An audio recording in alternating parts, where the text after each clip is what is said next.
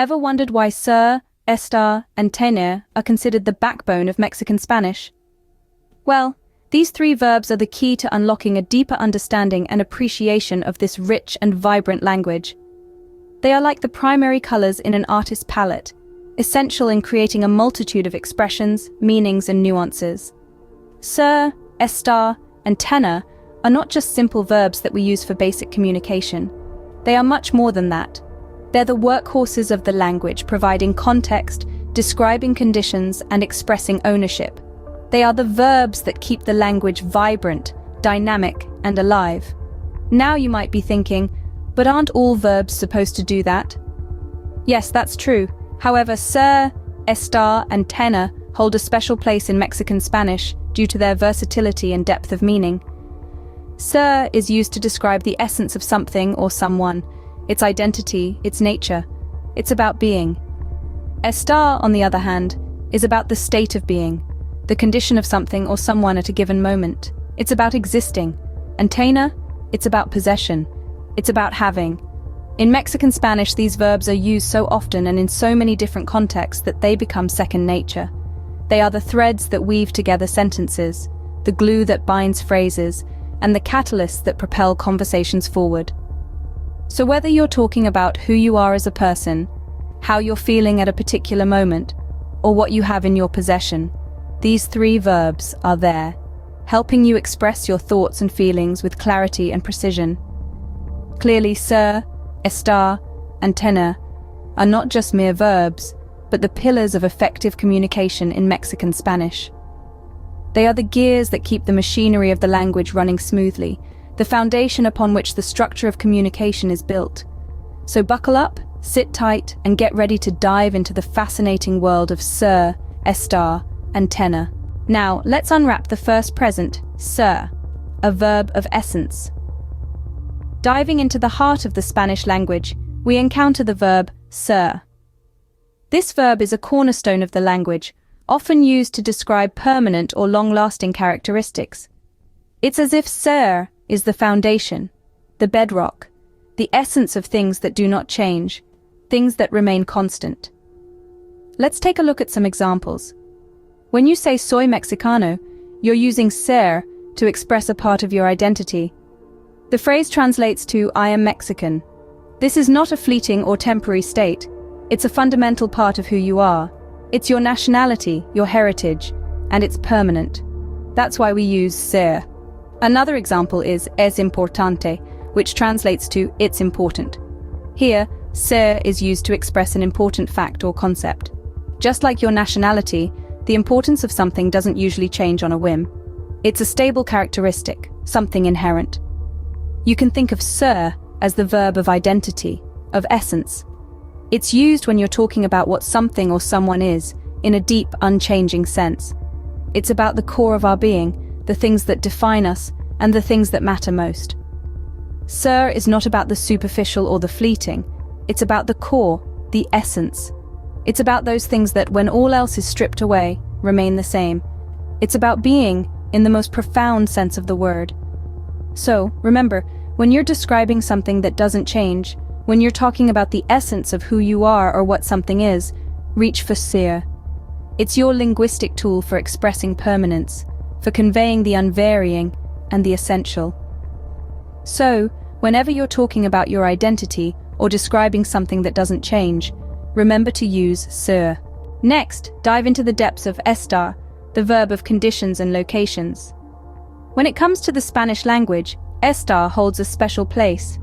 It's used to indicate temporary states or locations, making it an essential tool in your linguistic kit. Let's start with the basics.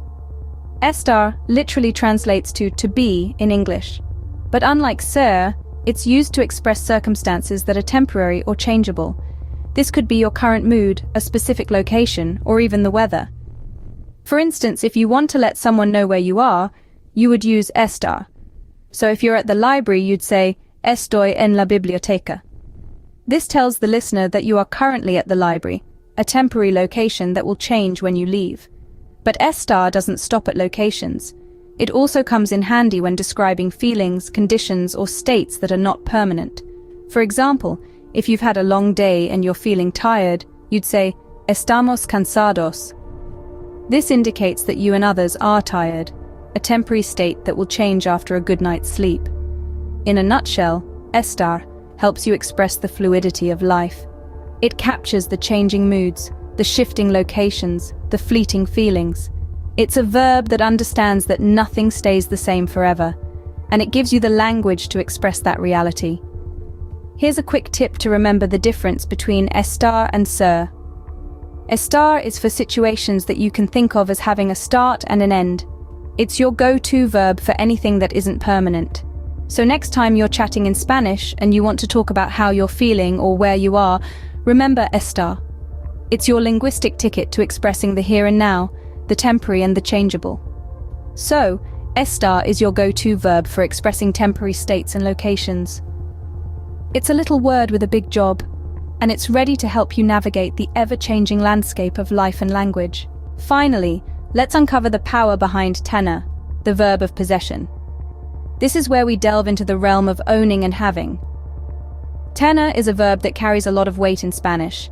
It's about more than just physical objects. It's about possession in a broader sense. It can denote having a good time, having a certain age, even having a cold. So let's start simple. Tengo un libro.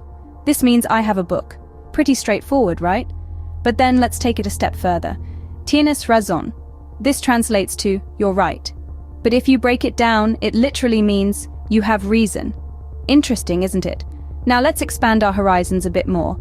Tener can also express certain conditions or states. For instance, if you say tengo frío, it means I'm cold. But literally, it translates to I have cold. Another example is tengo 20 años, meaning I am 20 years old.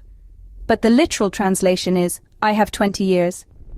Tener is also used in some idiomatic expressions, for instance, tener en cuenta, which means to take into account, or tener suerte, which translates to have luck, or to be lucky.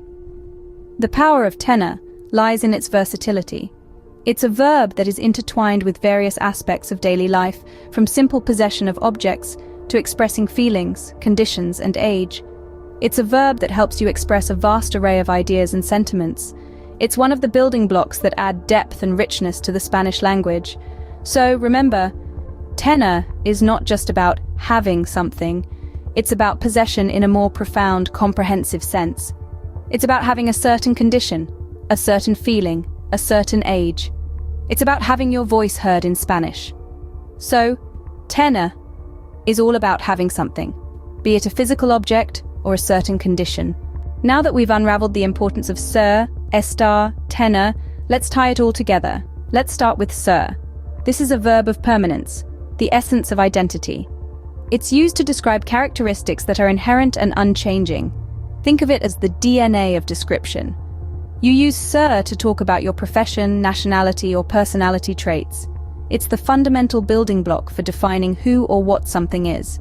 Moving on to estar, the verb of temporary states and locations. This is the chameleon of the Spanish language, changing with the condition or location. Estar is used when you're feeling hot, when you're located in Mexico, or when the soup is cold. It's all about the here and now, the ever-changing present. Lastly, we have tener, the verb of possession and certain conditions. It's the key to expressing ownership, age, and even some feelings. If you have a cold or have 20 years, you're using tener. It's a versatile tool in your language toolbox, covering a wide range of situations. These three verbs, ser, estar, tener, are the backbone of Mexican Spanish. They're the ones you'll use day in, day out, in almost every conversation. They're the verbs that will help you describe the world around you, express your feelings, and talk about your possessions. But don't worry if it sounds overwhelming. It's a lot to take in, but with practice, it will become second nature. Start by using them in simple sentences, then gradually build up to more complex structures. Listen to how native speakers use these verbs, and don't be afraid to make mistakes. That's how we learn. Remember, mastering ser, estar, tener is a major step towards fluency in Mexican Spanish, so keep practicing and you'll be chatting away in no time.